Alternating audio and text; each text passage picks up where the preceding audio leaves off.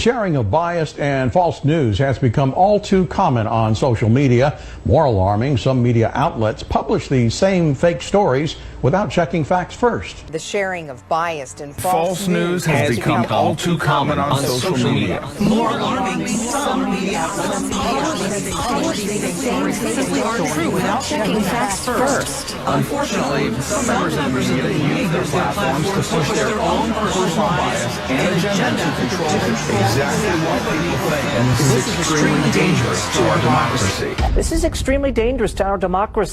This is extremely dangerous to our democracy. This is extremely dangerous to our democracy. This is extremely dangerous to our democracy. This is extremely dangerous to our democracy. This is extremely dangerous to our democracy. This is extremely dangerous to our democracy. This is extremely dangerous to our democracy. This is extremely dangerous to our democracy. Les médias ont pour mandat de délivrer l'information de façon impartiale et ce, sans biais ou motivation interne cachée. Mais de plus en plus, les lobbies exercent leur poigne sur la démocratisation de la liberté d'expression en poussant certaines narratives pour arriver à leur fin. Pour plusieurs, il est clair que l'information est soigneusement filtrée et que certaines informations sont volontairement ignorées si elles sont pour nuire à la narrative visée par certaines corporations ou certains gouvernements. Voici l'histoire de Julian Assange et de Wikileaks. Julian Assange est un informaticien né en 1971 à Townsville, en Australie. Il est considéré comme un cyber-militant de nationalité australienne et équatorienne. Assange a eu une vie plutôt rangée en tant que programmeur, ingénieur et développeur de services Internet en Australie. Il programme aussi plusieurs logiciels entre 1991 et 1995. En 1997, il travaille sur le logiciel de cryptographie pour GNU/Linux et participe aussi au développement d'une interface en ligne de commande et d'un moteur de recherche. C'est en 1999 qu'il enregistre le domaine leaks.org, ce qui laisse un avant-goût du présage à venir pour M. Assange. Il continue ses études et fréquente plusieurs universités entre 2003 et 2006 en mathématiques et en physique. The whistleblowing website WikiLeaks. WikiLeaks is getting ready for a bombshell. WikiLeaks, Julian Assange. The guy ought to be, and I'm not for the death penalty, so if I'm not for the death penalty, the only one to do it, illegally shoot the son of a WikiLeaks. WikiLeaks. WikiLeaks. WikiLeaks. WikiLeaks. WikiLeaks. WikiLeaks. I think the man is a high-tech terror. High-tech terror. Son nom devient connu du grand public au début de l'année 2010 alors qu'il met l'organisation WikiLeaks au premier plan. WikiLeaks est une organisation fondée en 2006 qui a comme mandat de publier des documents sensibles et parfois confidentiels et classifiés à l'échelle mondiale. Depuis 2006, WikiLeaks aurait publié plus de 10 millions de documents. Cette organisation a la réputation de donneur d'alerte et de leaker d'informations sensibles.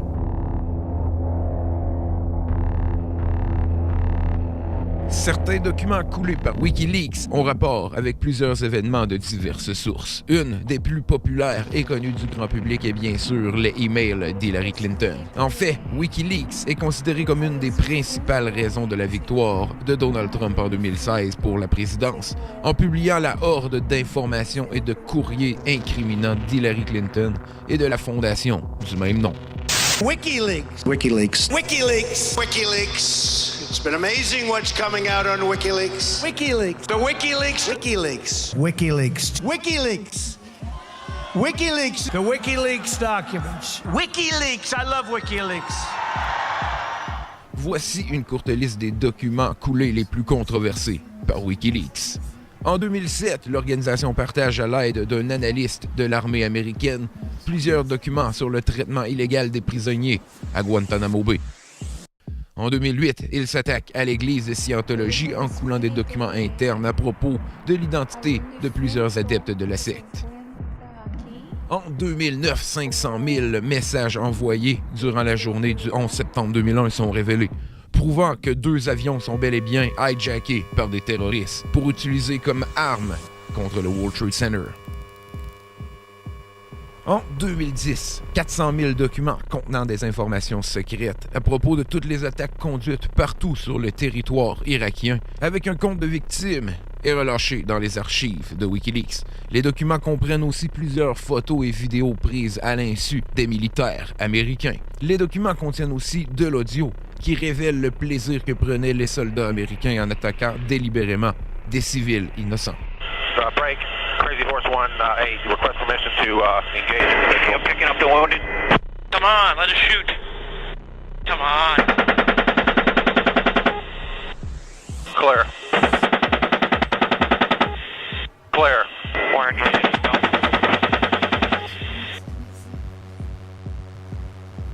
let's shoot. Thank you.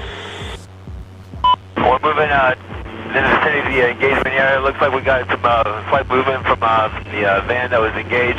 Looks like a kid. Over. Nice. Wikileaks révèle aussi l'existence de l'alliance des Triple T. Le Triple T est une entente secrète entre plusieurs nations dans le but de contourner le World Trade Organization et de dicter les règles d'échange mondiales.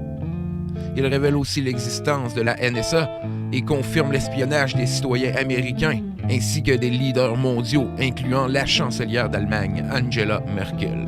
Le gouvernement américain est furieux et Assange devient un criminel recherché. En effet, sa tête est mise à prix aux États-Unis et son affiliation avec Wikileaks risque de lui coûter très cher. Pendant sa cavale, il fait plusieurs apparitions publiques et témoigne de son innocence. Il fait face à plusieurs années d'emprisonnement aux États-Unis et potentiellement même la peine de mort pour avoir coulé de l'information confidentielle et classifiée. Il fait aussi face à la justice suédoise qui l'accuse d'agression sexuelle en 2012. Une femme avance qu'il l'aurait violée cette même année. Cependant, les accusations sont abandonnées en 2017. L'identité de l'informant militaire qui aida Assange avec la plupart des documents concernant l'armée américaine fut révélée en 2010. Les procédures judiciaires prirent place entre 2010 et 2013. L'informant se nomme Bradley Manning. Il est condamné en 2013 à 35 ans de prison. Plus tard la même année, le New York Times annonce que Brad Manning procède à un changement de sexe et sera dorénavant connu comme Chelsea Manning. Tant qu'à lui, Julian Assange échappe à la justice américaine pour plusieurs années. Il fuit dans plusieurs pays avant de se réfugier à l'ambassade équatorienne à Londres jusqu'à ce que...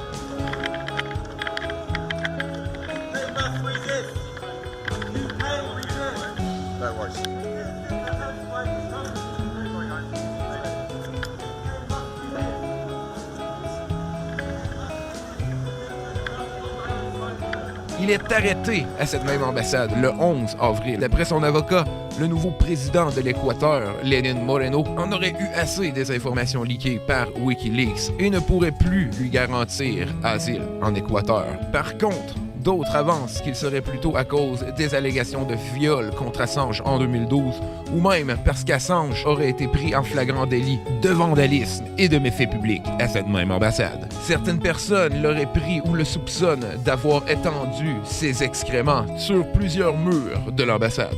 Son avocat prend les devants. Il affirme que l'ambassadeur aurait contacté la police de Londres et leur aurait permis de venir cueillir celui-ci.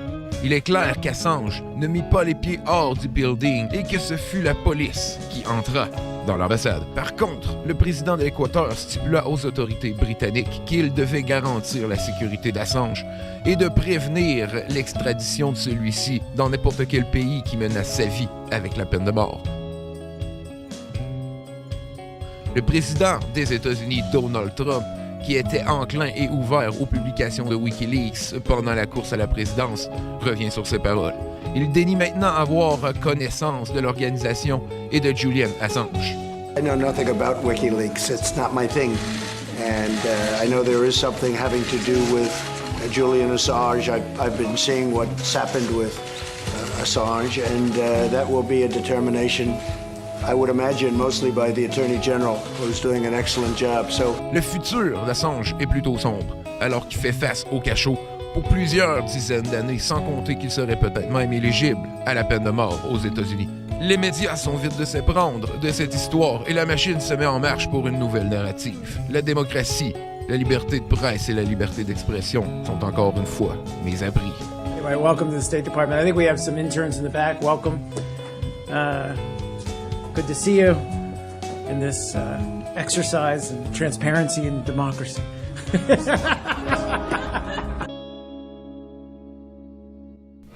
C'est tout pour cet épisode. N'oubliez pas de vous abonner, de faire like et de partager si vous aimez cette vidéo. C'est grâce à cette interaction et votre participation que la chaîne se fait connaître et qu'elle continue à perdurer.